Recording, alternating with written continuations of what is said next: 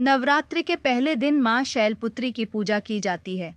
वे माँ दुर्गा के प्रथम स्वरूप हैं और शक्ति, धैर्य और तपस्या की प्रतीक मानी जाती है। उनका जन्म पर्वतराज हिमालय के घर हुआ था, इसीलिए उन्हें शैलपुत्री कहा जाता है। उनके एक हाथ में त्रिशूल और दूसरे हाथ में कमल का पुष्प होता है और वे नंदी बैल पर सवार रहती हैं। उनकी पूजा से जीवन में स्थिरता, सकारात्मक ऊर्जा और आत्मबल प्राप्त होता है। माँ शैलपुत्री की पौराणिक कथा। सृष्टि के आरंभ में जब भगवान ब्रह्मा ने संसार की रचना की, तब उन्होंने सृष्टि के संचालन के लिए प्रजापति दक्ष को उत्पन्न किया। दक्ष बहुत ही शक्तिशाली और तपस्वी थे। उन्होंने अनेक पुत्र पुत्रियों को जन्म दिया, जिनमें उनकी सबसे प्रिय पुत्री सती थी। सती ने बचपन से ही भगवान शिव को अपने मन में स्थान दिया था। वे हमेशा शिव जी की भक्ति में लीन रहती थीं। जब वे युवा हुईं, तो उन्होंने कठिन तपस्या की ताकि वे भगवान शिव को अपने पति के रूप में प्राप्त कर सकें। उनकी कठोर तपस्या से प्रसन्न होकर भगवान शिव ने उनसे विवाह कर लिया। लेकिन प्रजापति दक्ष को यह विवाह बिल्कुल पसंद नहीं आया।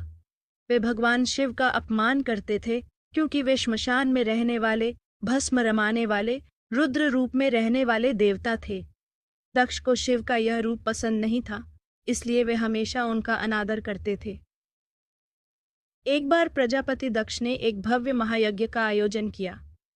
उन्होंने सभी देवताओं और ऋषियों को आमंत्रित किया, लेकिन उन्होंने भगवान शिव और माता सती को आमंत्रण नहीं भेजा। जब सती को इस बारे में पता चला, तो उन्होंने शिवजी से यज्ञ में जाने की अनुमति मांगी।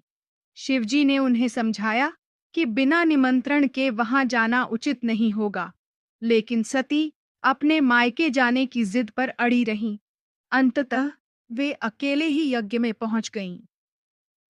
जब वे यज्ञ स्थल पर पहुंची, तो उन्होंने देखा कि उनके पिता ने भगवान शिव के लिए अपमानजनक बातें कही हैं।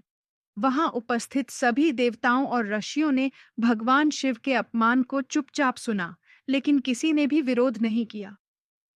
यह देखकर माता सती अत्यंत क्रोधित और दुखी हो गईं। उन्होंने अपने पिता को चेतावनी दी कि भगवान शिव संपूर्ण ब्रह्मांड के पालन करता है और उनका अपमान समस्त सृष्टि के लिए विनाशकारी होगा। लेकिन प्रजापति दक्ष अपने अहंकार में डूबे हुए थे और उन्होंने माता सती की बातों को अनसुना कर दिया।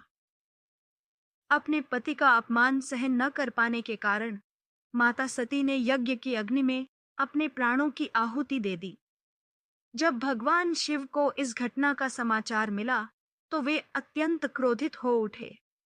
उन्होंने अपने गण वीरभद्र को भेजा, जिसने यज्ञ स्थल पर पहुंचकर यज्ञ को नष्ट कर दिया और प्रजापति दक्ष का सिर काट दिया।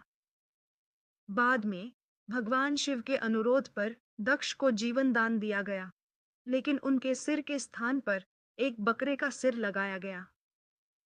माता सती के जाने के बाद भगवान शिव अत्यंत दुखी हो गए और वे पूरे ब्रह्मांड में सती के मृत शरीर को लेकर घूमने लगे। इस कारण सृष्टि का संतुलन बिगड़ गया।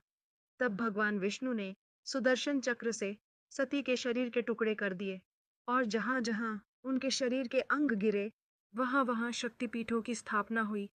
सती के बलिदान के बाद उन्होंने अगले जन्म में पर्वतराज हिमालय के घर जन्म लिया।